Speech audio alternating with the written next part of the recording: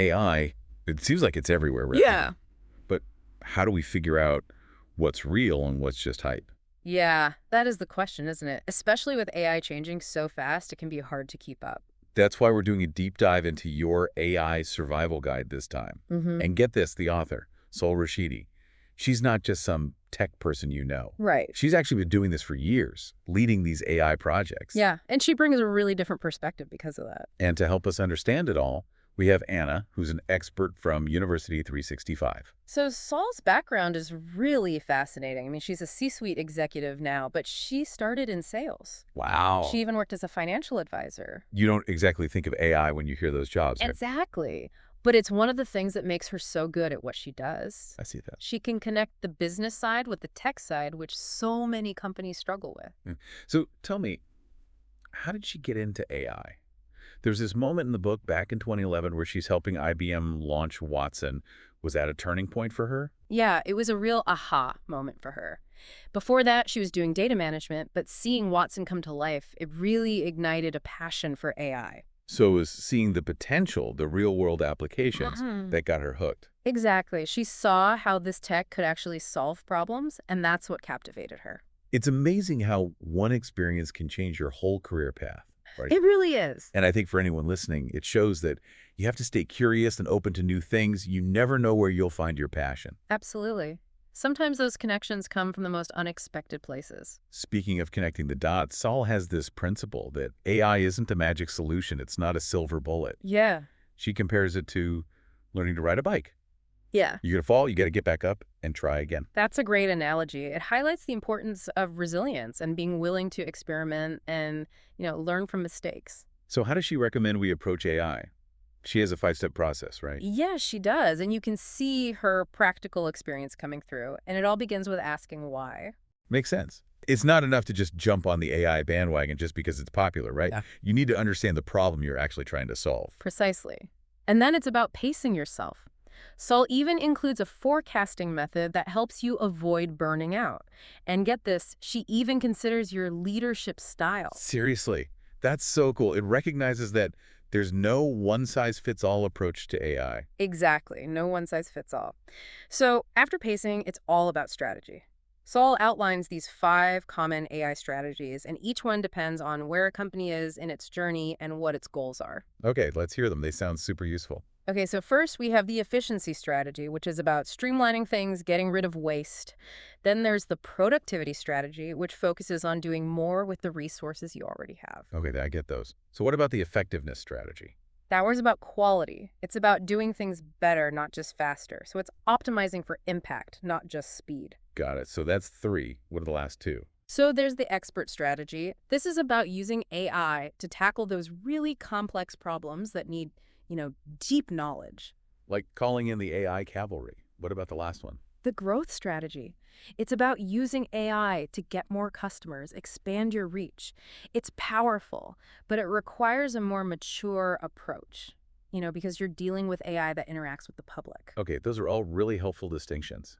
So once you've figured out your strategy, what does Soul say about choosing the right partner? This is where her advice gets really practical. She says, don't just go with the biggest name out there. Find a partner whose culture and goals match yours. Makes a lot of sense. It should be a partnership, not just a business transaction. Right, a true partnership. And that leads us to her mantra, think big, start small, scale quickly. She says it a lot in the book. Why is it so important? Well, Saul learned this working with Fortune 500 companies at IBM. She saw how these big organizations, they often struggle to make their AI projects bigger. It's easy to get ahead of yourself, right? Exactly. They have these grand ideas, but try to do everything at once, which just leads to, complications and slower progress. And I bet that's a crucial lesson for anyone in a large organization, to remember to be practical and understand what your company can actually handle. Absolutely. Understanding your capabilities is key. And speaking of scaling, you mentioned that Saul saw some specific challenges to scaling in those big companies. What were some of the roadblocks she encountered? Well, she talks about how big organizations can get bogged down in their own bureaucracy. Decisions are slow, teams are siloed, and there's always office politics to navigate. Absolutely. And in Saul's experience, the biggest roadblock to scaling is not having the right team. Which is why she talks about those 10 AI archetypes in the book, right? The different personalities you'll find on an AI project, each with their own strengths and weaknesses. Can we dive into a few of them? Of course, her descriptions are spot on. Let's start with the naysayer. The naysayer. The one who always has a reason why something won't work. Right. But surprisingly, Saul doesn't see them as entirely negative. Really? How come? She says that naysayers can actually be helpful, especially at the beginning of a project. Their skepticism can help you spot potential problems early on, before you've invested too much. They keep you grounded. Okay, I see the value in that. So, if the naysayer is the voice of caution, who's the one driving the project forward? That would be the evangelist. Saul calls them the quarterback of the team. And why are they so important? Well, evangelists have this infectious passion for AI that gets other people excited. They're also great at explaining things so they can bridge the gap between the tech experts and, everyone else. Saul says they're crucial for getting everyone on board and building momentum. Makes sense. Mm. What about the data scientist? What insights does she offer about them? Well, the data scientist is essential, right? Saul emphasizes their analytical skills and their understanding of all those complex algorithms. They are the ones who can translate business problems into, data-driven solutions. So they are the bridge between the technical world of AI and what the Yeah. business actually needs. Exactly. They're like natural problem solvers, and they love digging into data to uncover patterns and, insights. But I imagine they come with their own challenges, right? Sol does mention that they can get lost in the details sometimes. So it's important to have someone who can help them stay focused on the bigger picture and make sure their work aligns with the overall business goals. It's all about balance. That makes a lot of sense. There's one more archetype I'd like to talk about. The curmudgeon. I think a lot of us, especially those in more traditional companies, know a few of those. Oh, yes, the curmudgeon. They resist change, hate anything new, and aren't afraid to tell you about it. So how do you manage someone like that on an AI project? Is it even possible? It can be a real challenge, but Sylvain has some interesting strategies. She says to exclude them from the early stages where their negativity could bring the team down. Smart move. Mm. But is there ever a time when their input is useful? Actually, yes. Sylvain recommends bringing them in later, specifically when you're reviewing the project requirements and solutions. Well, that's interesting. Why then? Because they have that critical eye and a deep understanding of how things work now, so they can help you anticipate problems and avoid costly mistakes, you're using their experience strategically. So you're turning their skepticism into an asset. Exactly. And speaking of dealing with resistance to change, I really appreciated Saul's emphasis on change management. It's something that everyone talks about, but rarely does well, in my experience. Why do you think that is? I think there are a few reasons. First, it's often unclear who's actually in charge of change management. Is it HR? Is it the project team? Is it leadership? It can easily get lost in the shuffle if no one is specifically responsible. I see that a lot. Companies want the benefits of AI, but don't do the work to prepare their people for the changes it'll bring. Absolutely. Then there's the issue of not investing enough resources. Companies say they value change management, but don't put their money where their mouth is. And finally, people have different ideas of what change management even is. It leads to confusion and inconsistent implementation. So Sol has a very specific approach to change management. She does, and it's designed for AI implementation specifically.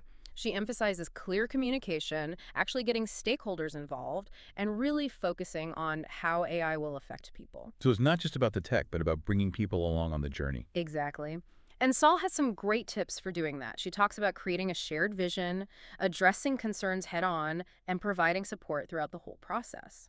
In the book, Sol tells this crazy story about a project she calls the dumpster fire. What made this one so challenging? What did she learn about dealing with internal politics and resistance to change? Okay, so picture this. She walks into the situation where the two leaders before her had been fired. It was clear that the project was already a mess, and she was basically brought in to fix it. So the project already had baggage. Oh, tons. And then she realized that the team she was supposed to lead, over 150 people, they were really resistant to change. What was behind this resistance? They'd been doing things the same way for years. They saw AI as a threat to their jobs and just didn't want to do things differently. Wow, that sounds like a nightmare. What did she do? She tried to talk to them, understand their worries and get them excited about the vision, but they were super secretive and resistant. She realized something else was going on. Like deliberate sabotage. Pretty much, yeah. They withheld information, took long vacations to delay the project, and generally created a really toxic environment. That's awful. How did she get through that? Well, Sol knew she needed to understand what the team was actually doing, so she started this company-wide initiative to document all the processes. Clever. And what did she find? It turned out that the team was basically a giant copy and paste factory. What do you mean by a copy and paste factory? They were doing everything manually, relying on these outdated processes and tribal knowledge. Nothing was written down, and they actively fought any attempt to streamline things or automate anything. So the resistance wasn't really about AI. It was about protecting their familiar ways of working, even if it was inefficient. Exactly. It shows how the human element can sometimes be the biggest roadblock to adopting AI. So what did she do with this information? How did she break through that resistance? Well, armed with this knowledge, Sol could now make a strong case for automation. She emphasized the potential for increased efficiency, fewer errors, and the chance for the team to focus on more strategic and fulfilling work. And did that convince them? It was a long process, but yes, they eventually started to see the value in what she was proposing. It just goes to show how important it is to address the human impact of AI head-on. It's not just about the tech. It's about understanding how it affects people's jobs, their sense of security, and their well-being. Absolutely. And that leads us to one of Sol's most crucial pieces of advice, the concept of human in the loop. What exactly does human in the loop mean? And how does it connect to Saul's experience with that resistant team? It means that even with the most advanced AI, we still need human oversight to make sure things are accurate, fair, and ethical.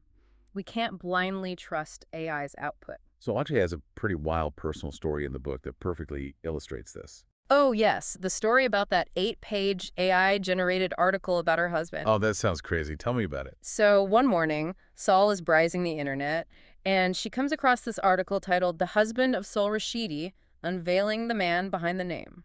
Okay, that's already a bit creepy. Right. And it gets worse.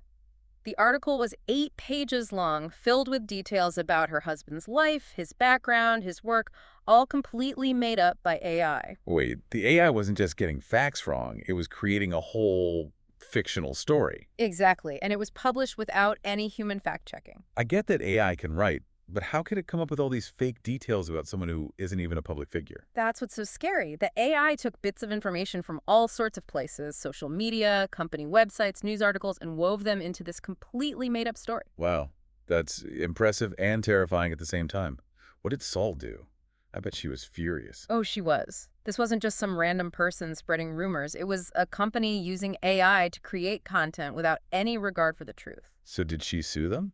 Actually, Sol's pretty level-headed. Her first instinct wasn't to get lawyers involved, but to figure out how this happened and stop it from happening again. She contacted the CEO of the company that published the article, and they had a real heart-to-heart about the dangers of unchecked AI. And what was the CEO's reaction?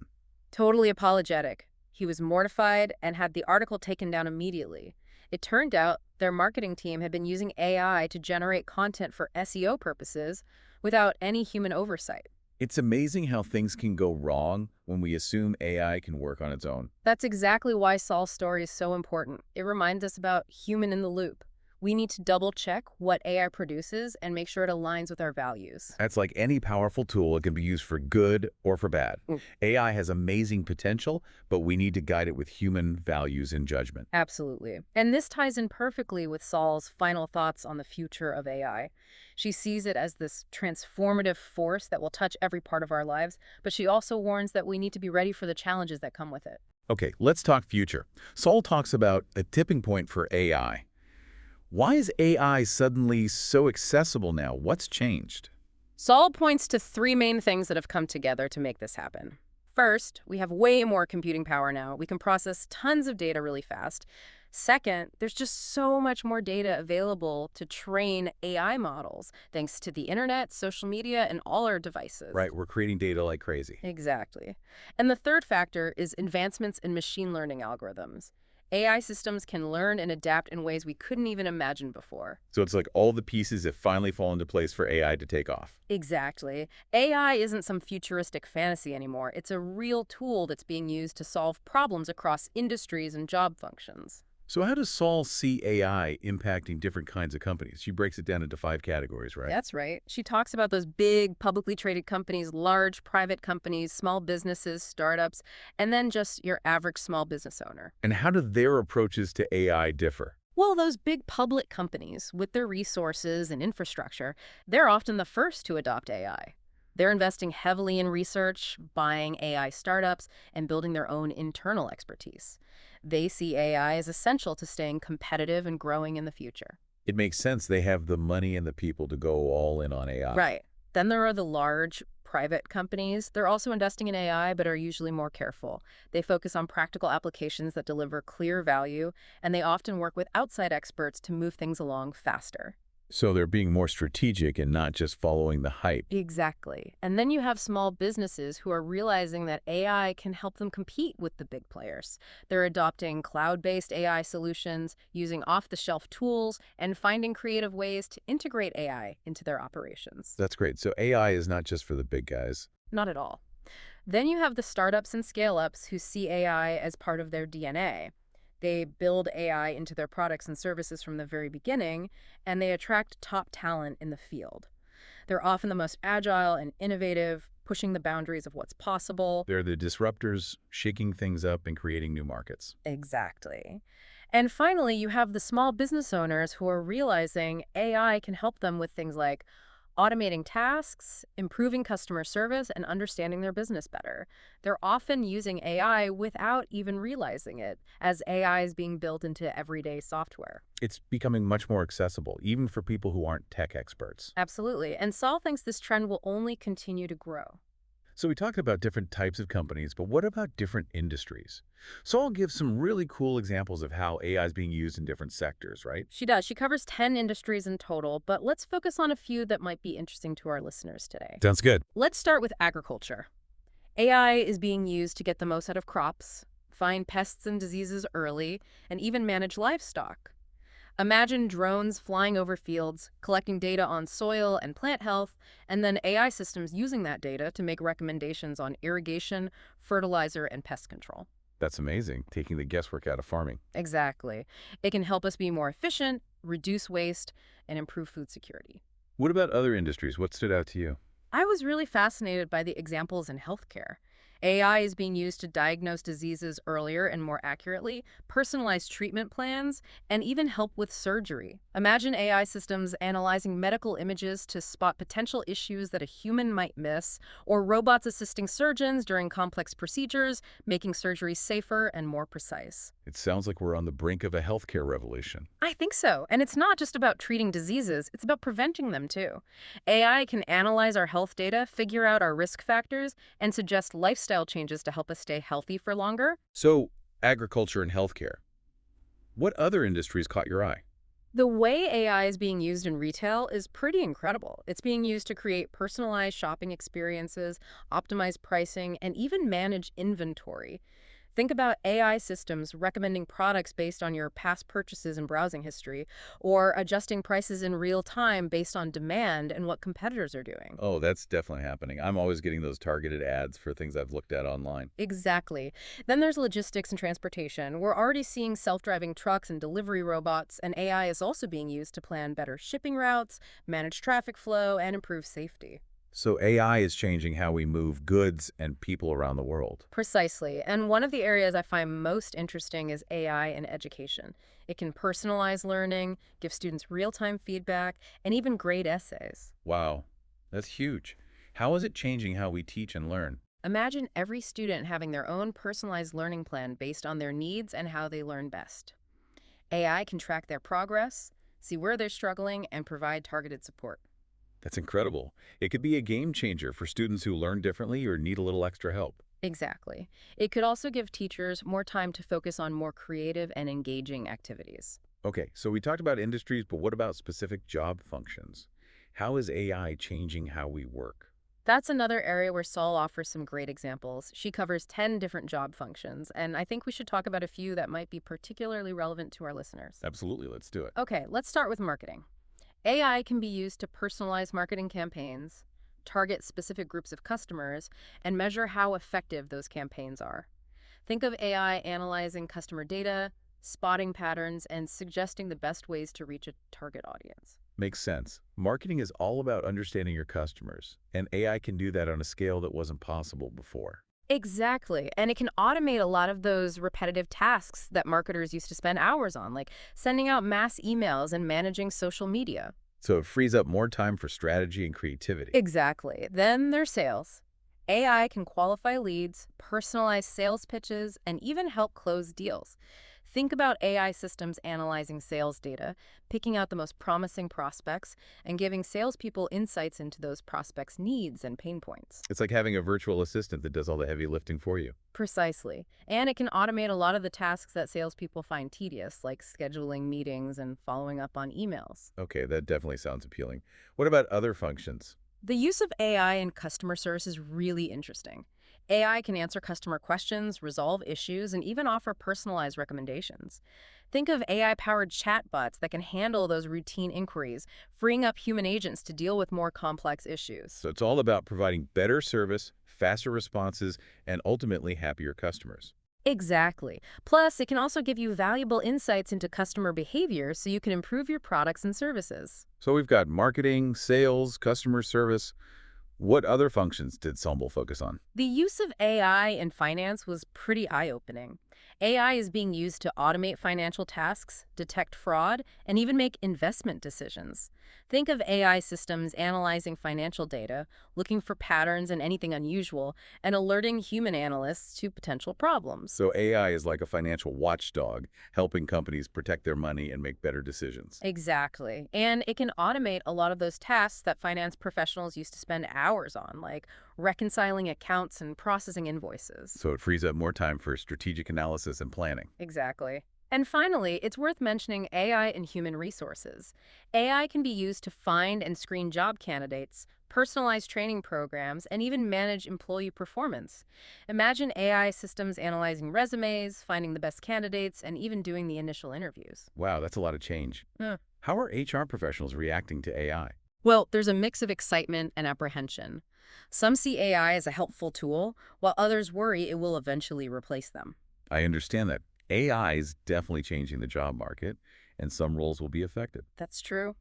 But Sol's message is ultimately optimistic. She believes that AI will create new opportunities and that the key to success is to embrace change, learn new skills, and find ways to use AI to our advantage. She also encourages us to find our own inner rogue, to be bold, and take that first leap into the world of AI. Exactly. And that's something we believe in strongly at University 365. Oh, yes. Speaking of University 365, I know you offer a range of courses on AI, data science, and technology.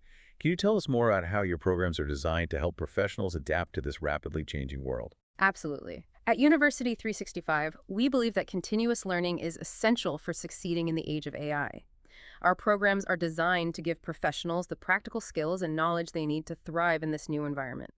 We offer a wide variety of courses, from the basics of AI to advanced machine learning techniques, all taught by experts who have real-world experience. And you have a unique approach to education, right? It's not just about theory, it's about applying what you learn. Exactly. We believe in a hands-on, project-based approach. Our students work on real-world projects using the latest tools and technology, and they get feedback from industry experts throughout the process. It sounds like a boot camp for the AI age. It is. Our goal is to empower our students to become leaders in AI, to be the ones driving innovation and shaping the future. I love that you offer flexible learning options too, so that people can fit learning into their busy lives. Absolutely. We have both online and in-person courses, and our programs are designed for working professionals no matter where they are in their careers. That's fantastic. So if any of our listeners are feeling inspired to learn more about AI, University 365 is a great place to We should start. love to have them. Well, Anna, this has been an amazing deep dive into Sol's book. Thank you so much for walking us through her insights. It's been my pleasure. Sol's book is a must-read for anyone who wants to understand what AI really means for the world. It's practical, insightful, and really engaging. And it's a great reminder that AI is a tool. Like any tool, it can be used for good or bad. It's up to us, the humans in the loop, to make sure it's used ethically and responsibly to create a better future. I couldn't agree more. And that brings us to the end of part 1 of our deep dive. We'll be back next time to delve deeper into some of the specific applications of AI and what it means for the future of work. Stay tuned. I'm looking forward to it. And, it's not just about what we experience as consumers, it's about how we work, how we live, everything, really. So it goes beyond just like personalized recommendations and targeted ads, Yeah, correct? absolutely. We're talking about a fundamental shift in how society functions. Okay, so Sol also talks about how AI will impact different job functions, right? Yes, she does. And this is where it gets really interesting. She predicts that AI will automate a lot of the routine tasks that we do at work every day. So it's not necessarily about AI taking our jobs, but about AI changing what those jobs look like. Exactly. And this is where I think institutions like University 365 have a critical role to play. We're focused on helping people develop the skills they need to succeed in this changing work environment. Our programs bridge the gap between traditional job roles and the new skills that are going to be in high demand because of AI. So it's about upskilling and reskilling and embracing the opportunities that AI will create. Absolutely. It's also about having a mindset of lifelong learning and understanding that the skills we need today might not be the same ones we need tomorrow. And University 365 can help people navigate that. Exactly. We're constantly updating our programs to stay current with the latest AI and tech trends. Our goal is to give our students the most practical and relevant education possible. This has been a really insightful deep dive into Sol's book. Thank you so much for sharing your expertise with us, Anna. It's been my pleasure. I highly recommend your AI survival guide to anyone who wants to understand how AI is going to affect the real world. It's a great resource, very insightful, and surprisingly even funny at times. And for our listeners, it's a reminder that AI is just a tool. And like any tool, it can be used for good or bad. It's up to us, as the humans in the loop, to make sure it's used ethically and responsibly. Absolutely. We have to shape the future of AI, not the other way around. And for anyone who wants to learn more about AI, University 365 is a great place to start. They offer a variety of programs, so no matter your skill level, you can find something that will help you understand this exciting and rapidly evolving field. We want to empower everyone to embrace this journey with us. Well, on that note, it's time to wrap up part 2 of our deep dive. We'll be back next time to explore some of the specific ways AI is being used in different fields and what that means for the future of work. I'm really looking forward to it.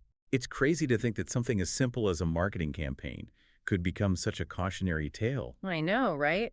It really shows why we need human oversight. We can't just let AI run wild without thinking about the consequences. It reminds me of what Saul said earlier, that AI is a tool. It has incredible potential, but it needs guidance. We have to use it responsibly. Absolutely. AI is powerful, but it needs to be used wisely. So let's look ahead. What does Saul think is next for AI? What trends should we be watching? Souls highlights a bunch of trends, and she dives into some specific examples that I think are really interesting and relevant to our listeners. Okay, I'm all ears. What really stood out to you? One of the biggest trends is how AI is becoming more and more integrated into our lives, to the point where we might not even notice it. It'll be everywhere: our homes, our workplaces, our cities, basically everything. So instead of us using specific AI tools, AI will just become part of our everyday lives, working in the background. Exactly. Think about smart homes that know what you need before you even ask, personalized recommendations that pop up at the perfect moment, or traffic systems that adjust in real time to keep things moving smoothly. AI will be constantly working to improve our lives, make them more efficient, and hopefully more fun. I can see that happening. It's already starting in some ways. hmm What other trends does Saul talk about? She talks about hyper-personalization. I've heard that term, but what does it mean in the context of AI? It means using these really sophisticated algorithms to customize everything: products, services, experiences, to fit our individual needs and preferences in a way that's never been possible before. Like, imagine your newsfeed is tailored perfectly to your interests, your workouts adjust to your fitness level and goals, and your shopping recommendations are so spot on that it's almost like AI knows you better than you know yourself. Okay, that's both cool and a little creepy. I agree. It makes you think about privacy and who controls your data, but it also has the potential to revolutionize things like healthcare, education, and entertainment, creating these super personalized experiences that are unique to each person. It sounds like AI is going to shape not just how we do things, but also what we experience, what we think about, even the choices we make. Absolutely, and that's why it's so important to understand these trends and how they might affect our lives, both personally and professionally. Sal also talks about how AI will change the way we work, right? Yes, she does. And this is where things get really interesting. She thinks AI will automate a lot of the routine tasks that take up so much of our time at work. So we'll have more time to focus on things that require creativity, strategy, and human interaction. Exactly. And this is where educational institutions like University 365 come in. We're all about helping people develop the skills they need to succeed in this new world of work. Our programs help people bridge the gap between the jobs that exist today and the skills that will be needed in the future because of AI. It's about adapting, learning new things, and taking advantage of the opportunities AI will create. Absolutely. It's also about adopting a mindset of lifelong learning, knowing that what you need to know today might be different tomorrow. And University 365 can help with that. Exactly. We're constantly updating our programs to keep up with the latest AI and tech trends. We want our students to have the most relevant and practical education possible. Well, this has been an incredibly insightful deep dive into Sol's book, Your AI Survival Guide. Anna, thank you so much for sharing your expertise with us. It was my pleasure. I highly recommend this book to anyone who wants to understand how AI is going to change the world. It's practical, insightful, and I have to say, surprisingly funny at times. And to our listeners, it's a great reminder that AI is a tool. Like any tool, it can be used for good or for bad, and it's up to us to make sure it's used ethically and responsibly to create a better future. I couldn't agree more. It's our responsibility to shape AI, not let it shape us. And if you want to learn more about AI, University 365 is a fantastic resource. They have a wide range of programs, so no matter your skill level, there's something for you. We encourage everyone to join us on this exciting journey. The future of AI is waiting. And that brings us to the end of our deep dive into your AI survival guide. Thank you for listening, and we hope you'll join us again next time for another fascinating discussion.